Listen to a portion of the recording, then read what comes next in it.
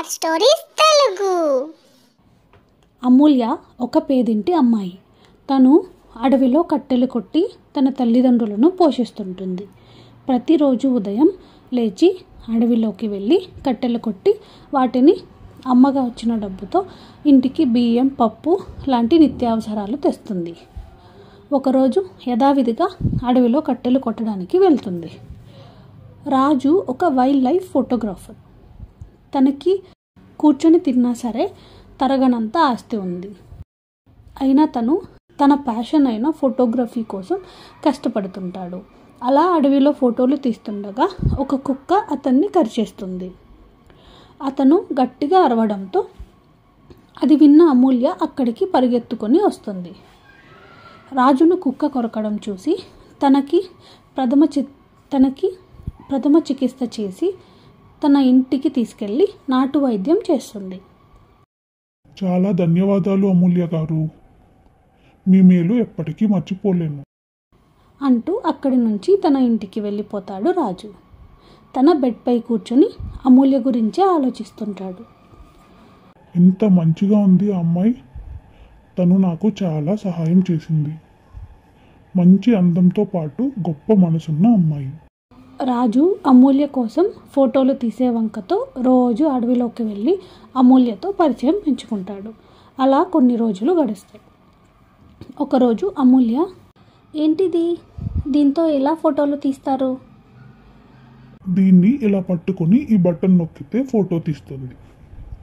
రాజు అమూల్యకు ఫోటోలు తీయడం కూడా నేర్పిస్తాడు.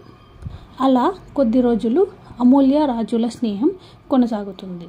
ఒకరోజు రాజు అమూల్యతో ఇలా అంటాడు. అమూల్య, పద మా ఇంటికి వెళ్దాం. నీకు మా అమ్మ వాళ్ళని పరిచయం చేస్తాను. పర్లేదు, ఇంకెప్పుడైనా వస్తానులే. అలా ఏం కాదు, ఇప్పుడే వెళ్దాం అంటూ తీసుకెళ్తాడు. ఎంత పెద్ద మహల్ ఇది. నేనైతే కనీసం ఈ మహల్లో పని చేయడానికి కూడా సరిపోను. మరేం పర్లేదు అమూల్య, అలా అనుకోకు. ఈ మహల్కి నువ్వే యువరాణి. ఈ ఇంటికి కాబోయే కోడలివి. నేను ఎలా కోడలు అవుతాను రాజు? నేను ఒక గరీబ్ అమ్మాయిని. ఇంత పేద అమ్మాయిని మీ తల్లిదండ్రులు యాక్సెప్ట్ చేస్తారా? కనీసం ఈ మహల్లో అడుగు కూడా పెట్టనివ్వరు. అలా అనుకోకు. మా అమ్మ చాలా మంచిది. ధనిక పేద అంటూ భేదాలు చూడదు అంటూ మాట్లాడుకుంటారు. కొద్దిసేపటి తర్వాత అమూల్య అక్కడి నుంచి వెళ్ళిపోతుంది. అలా కొన్ని రోజులు గడుస్తాయి. ఒకరోజు రాజు అమూల్యను పెళ్లి చేసుకొని ఇంటికి తీసుకువెళ్తాడు. అరే రాజు, ఏంటిది, మాకు తెలియకుండా పెళ్లి చేసేసుకున్నావా? కనీసం మాతో ఒక మాటైనా చెప్పాలనిపించలేదా నీకు? అదేం లేదమ్మా, మేము ఒకరికొకరు ప్రేమించుకున్నాం, అందుకే పెళ్లి చేసుకున్నాం. సరే, జరిగిందేదో జరిగింది, లోపలికి రండి. రాజు అమూల్యను మహల్ లోపలికి తీసుకెళ్తాడు. ఎంత పెద్ద మహల్ ఇది. ఇలాంటి మహల్ నా జీవితంలోనే చూడలేదు. మహలే ఇంత పెద్దగా ఉంటే వీళ్ళ దగ్గర డబ్బు ఎంత ఉంటుందో కదా. రాజు వాళ్ళ ఇంట్లో పనిచేసే నౌకరు ఇలా అంటాడు. అమ్మగారు, రండి, మీరు వెళ్ళి గదిలో రెస్ట్ తీసుకోండి. నేను మీకు కావలసినవన్నీ సమకూరుస్తాను. బెడ్రూమ్ చూసిన అమూల్య ఇలా అనుకుంటా, అబ్బా, ఈ బెడ్రూమ్ ఎంత పెద్దగా ఉంది. నేను చాలా అదృష్టవంతురాలిని. ఈ మహల్కి కోడలైనందుకు చాలా సంతోషంగా ఉంది. మరుసటి రోజు ఉదయం అమూల్య టిఫిన్ చేయడం కోసం కిచెన్కి వెళ్తుంది. ఎంత బాగుంది ఈ కిచెన్. మొత్తం ఆటోమేటిక్ వస్తువులే ఉన్నాయి. కానీ నాకు ఇవి ఆపరేట్ చేయడం రాదు కదా.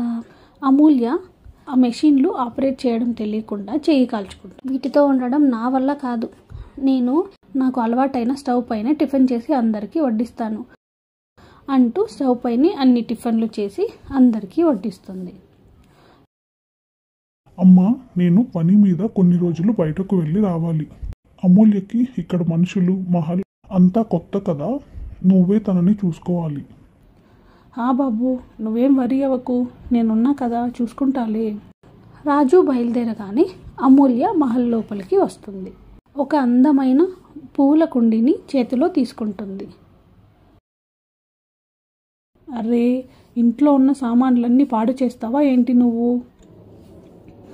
పేదదానివిలాగా ఉండు. అమూల్య ఏమీ మాట్లాడకుండా అక్కడి నుంచి తన బెడ్రూమ్లోకి వెళ్ళిపోతుంది.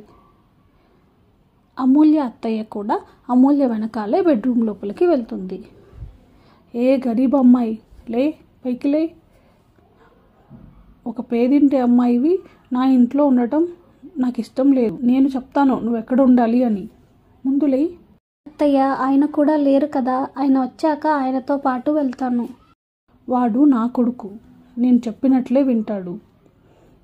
వాడి సంగతి నేను చూసుకుంటాను. వాడిని వలలో వేసుకొని ఈ మహల్ మొత్తం కాజేద్దాం అనుకున్నావు కదా నువ్వు అంటూ అమూల్య చెయ్యి పట్టుకొని మహల్ బయటకు తీసుకెళ్తుంది. తీసుకువెళ్ళి ఒక పాడుబడిన గది చూపిస్తుంది. ఇదే నువ్వు ఉండాల్సిన ఇల్లు, నీలాంటి వాళ్లకు ఇదే ఎక్కువ. కానీ అత్తయ్య, ఈ గదిలో ఎలా ఉండాలి? ఇక్కడ ఏమీ లేవు కదా. నీకు ఇంతకు మించి మంచి గది దొరకదు. ఉంటే ఉండు, లేకపోతే వెళ్ళు అంటూ వెళ్ళిపోతుంది. మరుసటి రోజు ఉదయం అమూల్య తన అత్తయ్య దగ్గరికి వెళ్ళి, అత్తయ్య, వంట చేసుకోవడానికి నా గదిలో స్టవ్ లేదు. స్టవ్ కావాలా నీకు? వెళ్ళి మట్టి తెచ్చుకొని మట్టితో పొయ్యి చేసి వంట చేసుకో. నీలాంటి వాళ్ళు అదే కదా వాడేది. అమూల్య మట్టిని తీసుకొచ్చి కట్టెల పొయ్యి చేసుకొని వంట చేసుకుంటుంది. అలానే కొన్ని రోజులు గడుస్తాయి. కొద్ది రోజుల తర్వాత రాజు తన ఆఫీస్ ట్రిప్ ముగించుకొని ఇంటికి వస్తాడు.